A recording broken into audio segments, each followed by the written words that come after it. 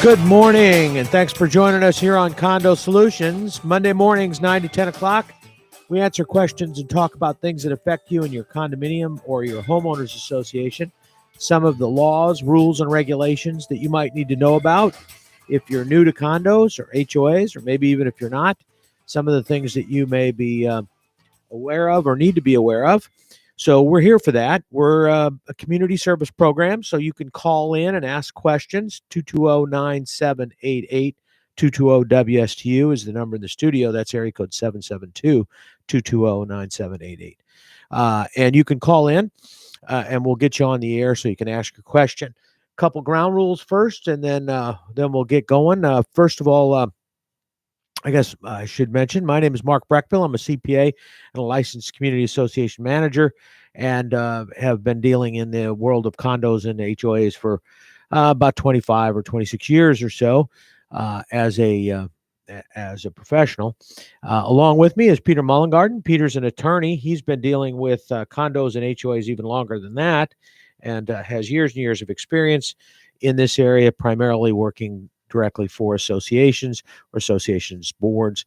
So that's our background and some of the things that we've been doing. This show has been on for over 16 years, answering questions for local listening audience, trying to help out. So that's the background. A couple things on calling in. One, we welcome all of your calls. When you call, we need just your name. Doesn't even have to be your name, but we need a name.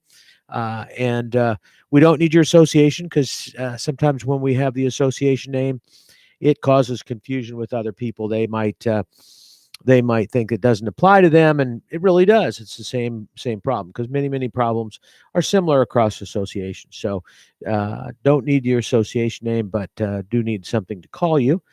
We will give you the best answer we possibly can, but we give you what we call radio answers. What that means is that it's the best answer we can give you based on our knowledge of the laws, rules, regulations, court cases, and things like that might impact your decision, but we don't have your actual documents, so there's no way we can give you an answer you can go to court with for sure without seeing those documents. So if you're in a situation you or your board are planning on maybe having to go take action, it might be a good idea to talk to somebody like Peter Mullengarden, our attorney, and ask him and go over with him some of the things that you might be concerned about, so he can review your documents and make sure that your documents don't have something in it that changes the answer, because the documents can change the answer completely, because you have to go by those documents in most cases, and in some cases the answer can change it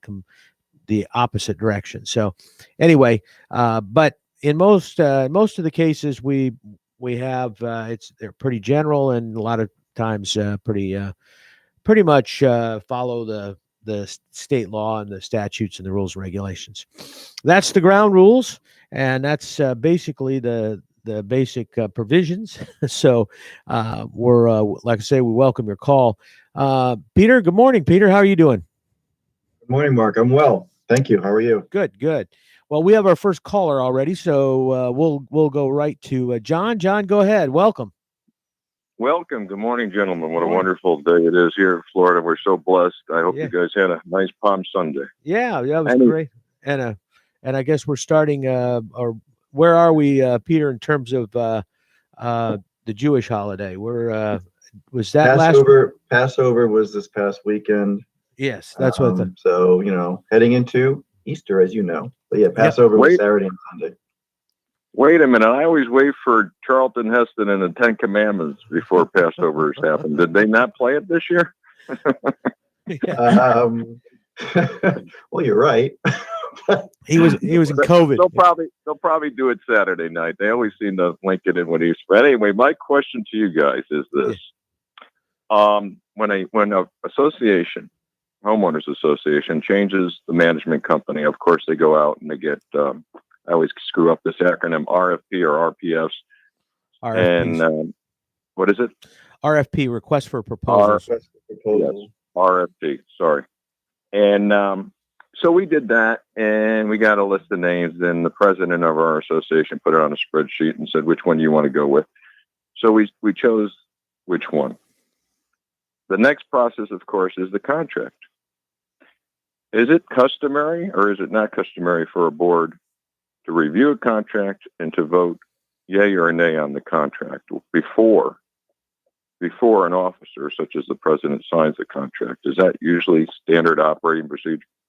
Yeah, I advise my clients that, again, unless for some reason they have delegated that authority to an officer, such as the president, that the contract review and the contract approval is a board function.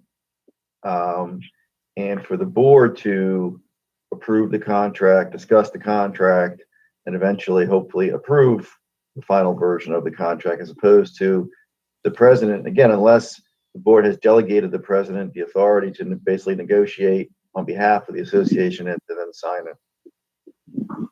And when you say delegate, are we talking about the docs or just this one-time exception if it was a motion at a board meeting to delegate for the president to have that authority? Is that what you're saying, like a one-time motion? Yeah, it could be the documents, but most likely not. Yeah, it would be the board basically at a meeting approving a resolution authorizing the president to, negotiate the contract, and if she deems it to be acceptable, sign it. Something to that effect. Well, yes. Yeah, one of the ways that can be used, that delegation can be used, is you go out, especially in like property manager areas or attorneys or whatever, which, by the way, don't have to be bid out, so to speak. But let's say you go out and you find 3 property management companies that you've looked at and they've got good reputations, right? And so you present those, and the board says, yes, we like these 3. These are acceptable. We want you to negotiate with A. And as long as as long as you stay within these parameters, we don't want to pay more than this. We don't want the contract to be more than a certain term, whatever. And that we're good with it, and then that way you don't have to have the full board negotiating directly with the property management company, because that can get cumbersome, and the officer can maybe have a little more flexibility in terms of negotiating, or can at that point even potentially go to a second one. So there are ways that can be done. It's not it is that it can be effective to keep a board from having to constantly have a meeting to have to have interviews with people or negotiate contracts with people, or even determine what the final contract should look like and how much it should cost. Anyway, that's just I mean, in my experience, I'm sorry, in my experience on board, that I've never seen where a president, and in this case, no one was delegated anything. No officer, no president of our association was delegated to negotiate specifically an emotion. Well, the one thing you may have, John, and just so you know, is that you're right. I mean, I agree with Peter that really normally you should have some specific board motion. But one of the things is this associations have to be aware of is that a president has apparent authority to act upon, and so the board needs to be careful that they don't that they take on their responsibility in situations like this, and specifically approve a contract or disapprove it, because can a board member go out? I mean, can a president go out and sign that contract? Yeah, probably, and it potentially will be binding, because they typically have the authority to enter into those kind of contracts on behalf of the association. Well, yeah, they have the authority to sign them. Yeah. Okay, and it's true. And if they do sign it, then there is typically that the vendor or the other party can rely on that based on the apparent authority. Right. But John is right in the sense that presidents, there's this misconception out there, and I've said this on the air several times, so I'm just repeating myself.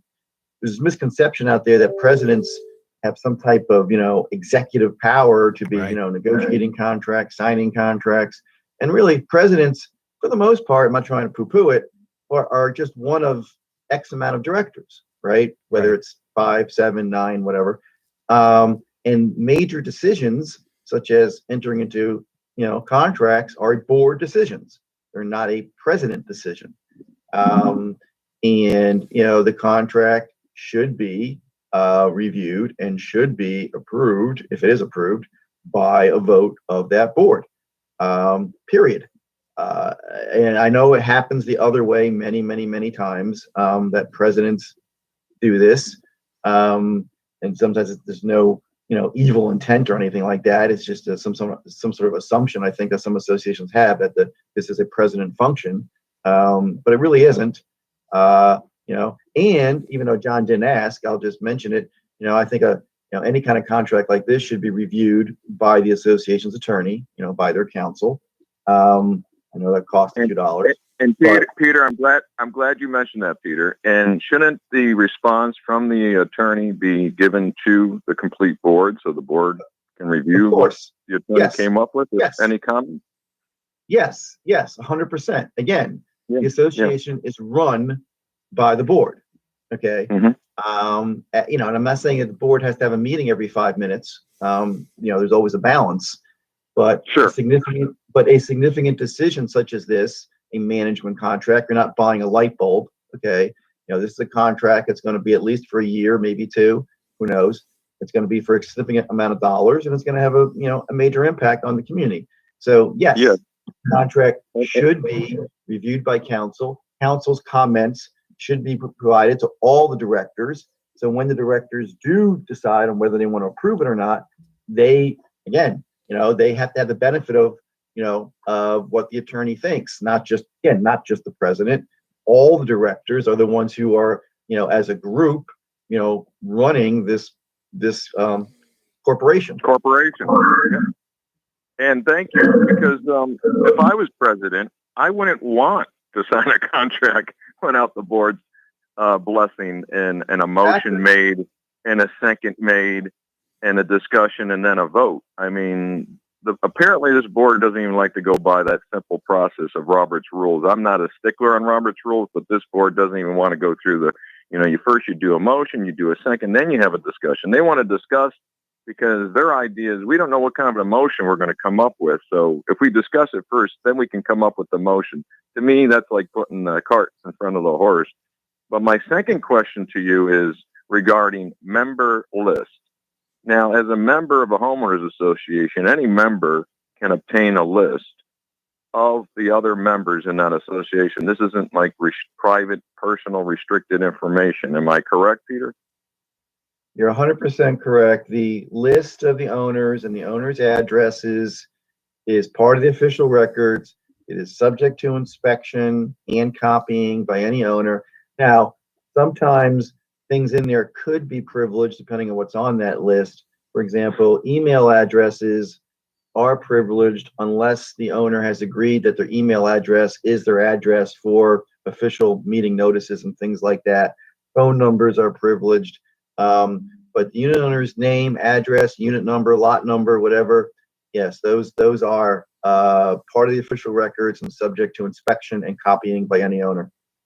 Yeah, because that does get sticky with the emails, because when you get a list and you see they got an email and you see they got a phone number, and you don't want to make an assumption that just because it's on the members list that you have the ability. Let's say you are just a regular member, or let's say you're on the board, you're a board member, and any officer. You just don't want to send out an email blast to people if you don't know whether or not that email is one of their ways of contact, or they've given their blessing to contact them that way. Now, you would think because they gave their email that yes, that's the case, but that can get a little tricky, right, Peter, to assume that? Yeah, don't assume. Yeah, the fact that you have email addresses doesn't mean that you have the email address for the purpose of giving that address to others. Okay. The only time the email addresses can be disclosed or divulged to other owners is if the owner, if that email address is that owner's official address for meeting notices, and he or she has agreed to that in writing. Otherwise, you have that email address perhaps but you have to be careful that you don't disclose it because it is privilege. It's part of their personal identification information, like a phone number, like a driver's license number, like a social security number. It's in the same category of being privileged, again, unless the exception is they've agreed in writing that that is their address for meeting notices rather than their street address, for, hard copy. And that's meeting notices, not if you want to send out an email blast that I'm having a barbecue at the pool and you send it out to everyone. That's completely different than a notice of a meeting. Meeting notices, correct. They've agreed it's their official address for official notices from the association. So a member may have agreed to provide an email address for billing purposes or for general communication purposes or whatever, but as long as they haven't agreed to in writing to use that address as their official address, you may have the email address, but you can't give it out. Now, would board members, when they're on a board and they're emailing each other, and everybody knows they're emailing each other, I mean, that's just the way boards are. I mean, in the old days, they call up, people be talking to each other on the phone, usually two parties. Let's say you have 5 or 7 board members and 2 people are talking, no big deal. But then if you have board members deciding issues on emails without including all the board members, is that subject to a public record request? Well, if from a practical standpoint on those kind of issues, if they're just having discussions amongst a specific group, that doesn't probably rise to that level of having that information be available. But not discussion, but if they come to a decision.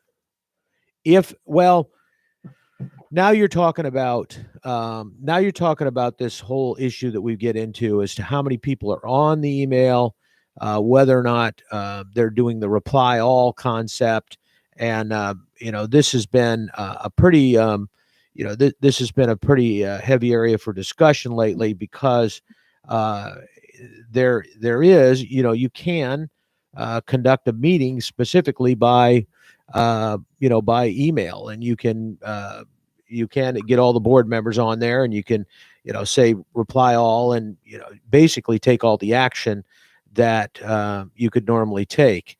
That activity may at that point constitute a meeting that needed to be noticed. So is the discussion open to your review? Maybe not, but the discussion could be enough documentation to show that a meeting was conducted without notice, and anything that was any action was taken might be invalid. Now, if a couple board members are communicating amongst each other relative to a question that they think is going to come up, or maybe a contract or whatever, that information is not necessarily part of the records.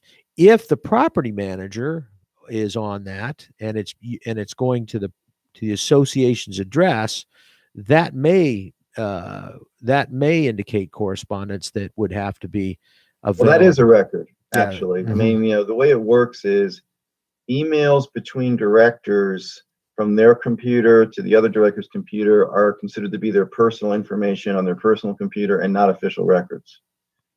Emails between a director and the association or the property manager are official records, and are subject to review.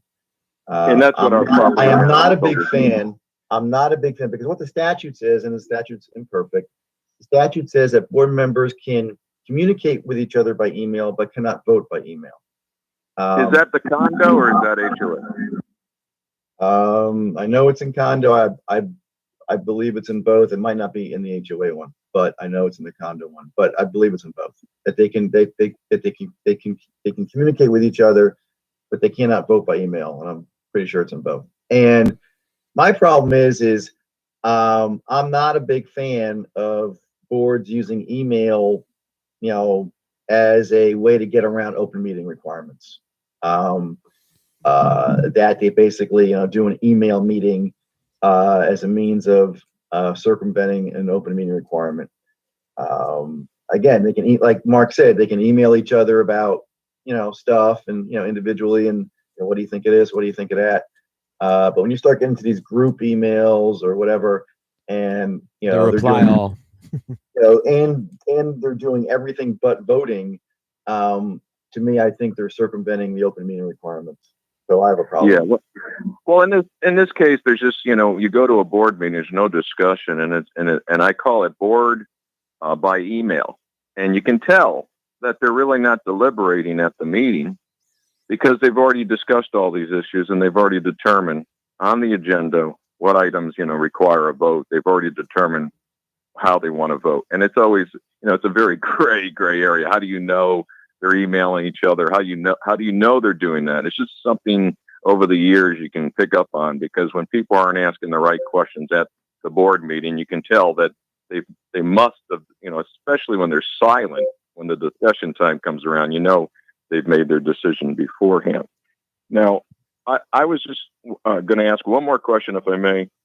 Is recording meetings a good idea? And is recording meetings on Zoom a good idea?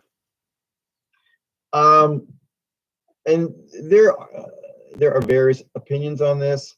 Obviously, any owner is permitted to record a meeting, although in Zoom it might be more difficult. But any owner can record a meeting. I am not a fan of associations themselves recording their meetings. Yeah, to be clear, Peter, this is for the association. The association made a motion to record the board members made a motion to record the board meeting, and we're using Zoom, but they bought equipment, and I'm not sure whether or not they've been using the Zoom feature where in the corner you can hit the record button. So I'm not sure if they've been doing that, but they just bought equipment, and they're going to record the board meetings, and this is because the board made a motion to approve recording the minutes. Again, in my opinion, I mean, I believe, and there are some people who disagree with this, but I believe that recording is an official record. You can argue it's not a written record, but I believe with my research, it would be considered to be a written record, even though it's a recording. And I believe that recording then becomes part of the official records, subject to inspection and, I guess copying. Now some associations record, then they prepare their minutes from the recording, and then they approve the minutes. Once that is done, the recording can be erased. But otherwise, if they keep the recordings, then the recordings are part of the records. And the reason I'm not a big fan of that is, I'm not a big fan of minutes that are verbatim, okay, like a recording. Things get said in those in those verbatim things that can actually backfire on the association and be contrary to the association's interests. Now, I know others will disagree, and those who say complete transparency, we have to have every single word in there and every cough and burp and whatever. I don't see it that way. I see minutes as being basically minute as in brief, as in what was the business conducted at that meeting, who made a motion, what was the motion, and what was the vote per director after the motion. Not every word of every discussion, in my opinion, should be in the minutes. Back in the days of the hurricane claims, there were associations that got hurt by this, where their minutes were so detailed about past maintenance issues. The insurance companies used that against them, saying, "Oh, you guys have been talking about your window problems for 20 years. So these windows are already bad." That's just one example. So, long story short, you can record them. If you do, I would prefer they be used to make the minutes and then erased. If they're not erased, then they become permanent records and, subject to others having them. Yeah, let me just summarize. Nothing good comes of keeping those recordings. Mark, said I it agree shorter. with you. He said it Mark, shorter I than agree me. with you 100%. Yeah. Because, like Peter says, people say things off the cuff sometimes, Right. and Peter just illustrated an excellent example. Boards talk about stuff over and over again for years, and it can come back and bite you if you're recording this stuff.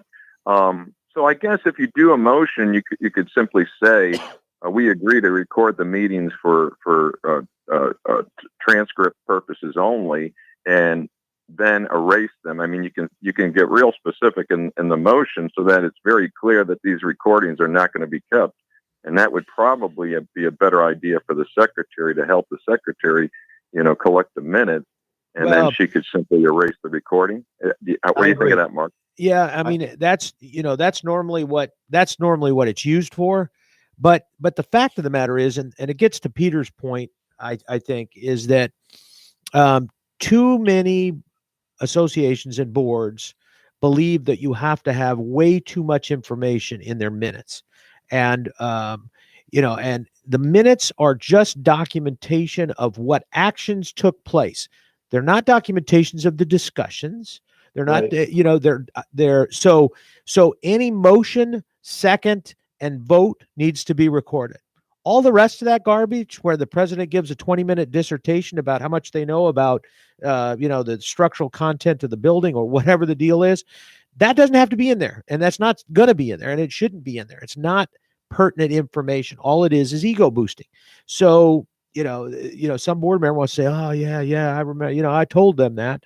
Well, that's not what it's about, and it's about just documenting what took place and very specifically putting that in place. And people sometimes think, well, we had a 2-hour meeting and there's less than a page of minutes. You're right. That's because that's the only action that took place. Sometimes there's hardly anything that took place other than approving last month's minutes and that's about it, in the attendance.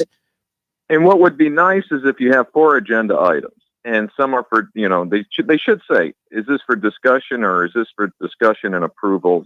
And that usually means a vote if they say discussion and approval. If it's discussion, a vote's not coming.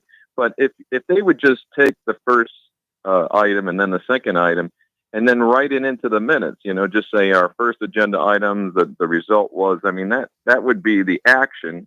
And you could tell right from the agenda, if they just write the minutes verbatim from the agenda, it would be a lot easier for people to follow along because they see the agenda before the meeting. Hopefully, in our community, they don't, but we're in an HOA and there's no requirement to post it, even though our docs say so. But the thing is, if you could write the minutes in line with the agenda, it would make a lot more sense for people that are following along.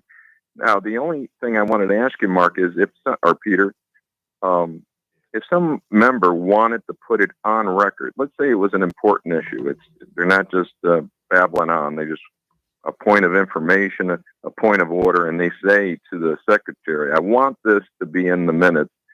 Is that permissible? They can ask. It's not required. Who says that? Some person in the audience, member, or whatever, no, board member. I'm sorry. Board member. No, a board member. They say, I want this in the record. A board member has the right, not an owner. A board member has the right to make a motion, I guess, saying they want something in the minutes. An owner doesn't. A member of the audience doesn't. A board member, because they are a board member. Now, if that item that they're asking to be in the minutes is not on the agenda, then if I'm some other board member, I'm going to say that's out of order. But technically, a board member does have a right to make a motion. It depends how, what do the other board members think of it? Yeah, I mean, it may fail for a second, but if the motion is made, you probably got to document that the motion was made. So if they want something in minutes, they got to make a motion. It's not to say that there'd be a second. Yeah, okay. I just can't say I want this to be in our record. No. No one has a right to demand that. I demand that this letter be made part of these minutes. No. Yeah. And unless you're a congressman. Yeah, right. Even on the, I just want to filibuster for a while. Even on the items that are discussion items, in my opinion, the minutes should say, item such and such relative to discussion of such and such took discussion ensued, and that's it. I mean, you don't even have to put the conclusions because all it Yeah. was a discussion. So Yeah, no, that's what I mean though. It's just so that it shows in the minutes that it was discussed, not the minutia of it, Right. but simply we did discuss it, Right. so that people can that's- follow along and see that everything on the agenda was addressed. Is what I'm right, getting. right.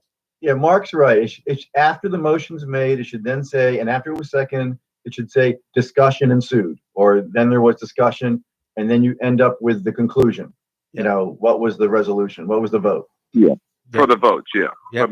But Mark is saying if we just have a discussion, you know, you know, Yeah, there's no motion, down just a what- discussion. You just say discussion ensued. Right. know, Well, you can have a motion, open discussion, closed discussion, Right, but right. basically, yes, just discussion ensued. Right, yeah, not what we discussed. Okay. right. Yep. Now with recurring contracts, Mark, they come up all the time. Your landscaper, your whatever. Are they always subject, in your experience, to board review and approval also? Oh yeah. Yeah, you would be. Mhm. Okay. That would be I typical. just, Yeah.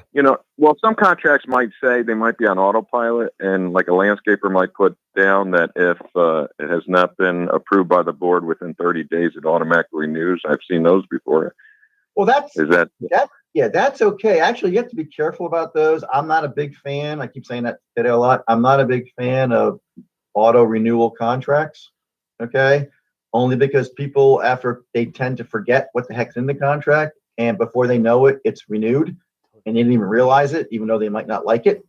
So you have to have like a kind of a tickle file, because the fact that it's renewing. What if the association isn't happy with that landscaper or with that service provider, and they want to move on? Then before they realize it, they fail to give the termination or the non-renewal notice, and guess what? Now you've bought into another year of it or 2 years of it. Right. So it's okay to have it. It's not illegal. I have a problem with them only because boards change. People don't read those contracts. They throw them in a drawer somewhere. And before you know it, now that 1 year contract's turned into an 8-year contract because it auto-renewed and no one bothered to check. Yep. So. Oh, I just thought of one more, but this is a left turn. If on a ballot for an election, someone writes down their address or somebody initials next to the ballot, this is the actual ballot. Is that something that you can overlook, or is that something that would void that ballot if they wrote their address next to their check mark who they voted for, or if they initialed it? In my opinion, again, this is more of a condo thing than an HOA thing, because the condos have the secret balloting requirement. But if your HOA documents do as well. And We do. In my opinion, if someone writes down their name or their address or signs their ballot or writes a little story on there and signs their name to it, they have voluntarily waived their secrecy. In other words, that's up to them, and I don't discount the ballot because someone voluntarily put their name on it or put their address on it. The association, obviously, especially for a condo, cannot have a signature space or anything like that. That would invalidate a ballot if you had to sign it or if you had to put your address. But if someone voluntarily does it just because they felt like it, that was their business. They waived their secrecy, but I would count the ballot. Yeah, that's what I thought too, because somebody made a big deal of that, and I said, "Well, that's between the person who cast the ballot and themselves." Just like you said, if they want to offer that information, that's up to them. Yeah, that's up to them. I mean, some people say like, I think this board is a bunch of poop heads. Signed, John Smith. Well, that's their opinion, and they wrote their name down. That's their business. Right. Yeah. Well, all right. Going back to that one last question. Well, we got a caller holding, but go ahead, John. Oh, no. I'm sorry. I don't want to fill up your show. Thank you again, gentlemen. I appreciate all your time. No problem. Thank you. Thanks, John. Okay, Edna, thanks for waiting. We appreciate it. Go ahead. What's your question? Okay. Where is it written down to give to the secretary to keep all of the, I'm going to use the word garbage, out of these minutes? Where is that written down? It's not written down anywhere. Because I contacted DBPR and they were no help. And our secretary is making it like a ladies' tea party. Yeah. Well, there is no statute on this. Okay, this is just more. That's the problem. What is good corporate practice? Right. But there is nothing in any law or any regulation that limits or restricts what can be in those minutes. All right. So, Okay. so you aren't going to get any help on this, quite frankly, from anywhere as far as the statute or a rule or a regulation. This is just what I believe and what Mark believes is good corporate practice, good operational practice to keep those minutes, limited. But I can't point to something that would require it. Yeah, this is what this is based on. It is, that what typically happens in a business environment. In a business environment, which really is what we're talking about. Right, it this is a is a corporate. business. This is a corporation. It's is that when you start looking at corporate minutes, and I've seen thousands of corporate minutes. When you start looking at corporate minutes, they're typically have nothing in them but the motions, the votes, Right. and attendance and those kind of things. They're very concise. They're a lot of times they're written by attorneys. Attorneys know what they're doing. Right. The issue there, and this is what the boards don't understand, is that documenting all of that information that's said, everything that's said, that's not emotion, not just opens up those board members to potential liability. Okay, is there a lawsuit or something that I could point to that where this came up? I cannot point to a specific case. No, actually. I mean, has there been situations where a board member has been sued as a result of that? Probably. I don't have that case right now, but I guarantee you that there has been action taken relative to comments that were made at a board meeting. And because, as a board member, you don't have protection from slander and libel. You can't use your board protection to protect yourself from a slander or libel situation. So and that's where the kind of things that get into trouble is where people make these comments and it becomes part of public record, and then they're subject to to action. And I mean, I can tell you, I was at now it wasn't an association, it was actually a government meeting, but I was at a government meeting, the other day where basically the attorney said, you got to watch what kind of comments you're making because, you don't have documentation on some of this stuff, or if you don't have documentation on some of this stuff, you're going to open yourself up to, and the governmental body open to, to lawsuit. So it is, and that's where, and like Peter said, let's not talk about libel, but there were cases where insurance companies used language that was in the minutes to win lawsuits against the association, like Peter mentioned. And I remember these cases.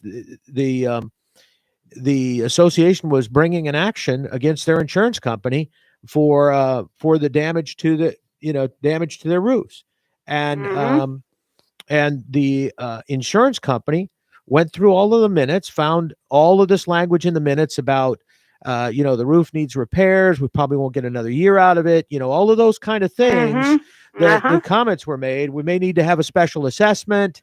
All of that kind of stuff was talked about, and the insurance company used that as documentation that the association didn't do their required maintenance, and therefore their loss was limited as to what they had to reimburse for. And that's the kind of language that comes up, are those kind of discussions. And those kind of things. I've had situations where doing audits of associations where we'll go through the annual meeting, and at an annual meeting, the president says, we're going to have a special assessment coming up here because we're going to have to repair roofs or whatever. If the president said that at a meeting and it's in the minutes, I got to put it in the financial statements because I got to let people know that the association is on record saying there's going to be a special assessment. So I have to put that in This the is funny. financials so that potentially a purchaser doesn't, isn't going to sue me because I didn't disclose or didn't make sure that was disclosed that the association had said that they were going to have a special assessment and they didn't know anything about it when they bought the unit. So, so those are all kinds of things that happen in the minutes that shouldn't be in there. Yeah, the president actually did make a statement very similar to that at this last meeting. So I'm waiting to see what's in the minutes. Yeah, and that's the kind of thing. It's one thing, like I said, if the president made a statement in a meeting, just like, well, that it's recorded, yes. I think we're going to have a special assessment. That's one thing. And if it's not recorded, it's just a conversation or discussion. There's no credence put to that. But if it's in the minutes of the association that, President so-and-so, it indicated that probably within the next, period of time, we're going to have a special assessment. Dang, it's tough for me to not disclose that at that point. And yeah, the statement was, we have a lot of deferred maintenance to deal with. Yeah, and that statement is bad enough because, like you say, that opens up the insurance issues and other stuff. Yes. Disclosure-wise, he didn't use the word special assessment, or she didn't use. So I wouldn't probably have. If I'm talking about reserves, naturally, there's probably a lot of things that need to be, probably need to be fixed for most need to be addressed for most associations. But when somebody from, in an official capacity, so to speak, goes on record saying that, we're going to probably have a special assessment, and the word probably is a key, more likely than not is what we look at, then it opens it up for disclosure. Okay. All right. Well, that's what I'm, as a unit owner now, I was on the board for 10 years, but anyway, as a unit owner now, I can be the PIA. But is that an official position? Yes, I think it is. Self-anointed, though. But it disturbs me as a unit owner because of the liability that is being created by these minutes. Yes. And nobody will listen. That kind of thing. Yeah, and you don't know, when you don't know who's disseminating this information. It was potentially a relatively small audience that was at a board meeting. As soon as you document it, you document that discussion and now spread it through, distribution of those minutes. The next thing you've kind of opened it up to a large group of people, and you may not even know they have that information. And so, so, there's a whole, and that brings up one other good segue, and is executive session. When is it appropriate for a board to go into executive session, and what type of information should they maintain, and that kind of thing? And Peter, you want to touch on that? As far as minutes for those closed meetings? Yeah, when you should go into executive session. Well, executive session is only permitted, called executive session. Closed meetings are really only permitted in two circumstances. When you're meeting with the attorney to discuss litigation, whether that's pending, threatened, or proposed, or if you're discussing personnel issues. Which, but even for that, I don't like my boards having minutes of those closed meetings and then showing the minutes, because now you've defeated the whole purpose exactly. of a closed meeting. You can have a thing. Basically those minutes could say, met with the attorney to discuss the Jones litigation, period, without any kind of, because you don't want to put in what was discussed, because that's why it was closed. No, but you wouldn't even have to go as far to say Jones litigation, would you? Because that opens up. That depends whether there was Jones litigation was already filed. That's public record if you actually had. Okay. I wouldn't mention it if we were thinking about suing Jones. No. Right. Yeah. Then it would just be discussion with attorney regarding potential litigation matter. Yeah, but that's it. And it's the same thing with employees and personnel. Personnel.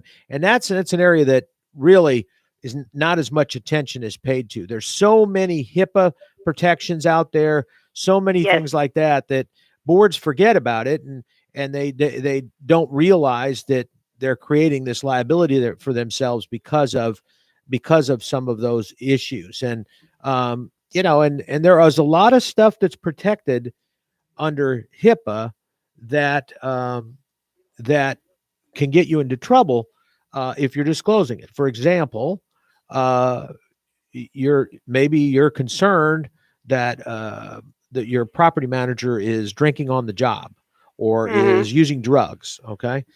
Well, if they're in a program, or have been in a program, or have are looking at a program, that those are disabilities, and so potentially those are things that you could get sued for if you're disclosing that. Sure. In a public meeting. So there's a lot of little things like that, besides health issues, besides sexual harassment issues, all kinds of potential things that I've seen people record and document at a board meeting.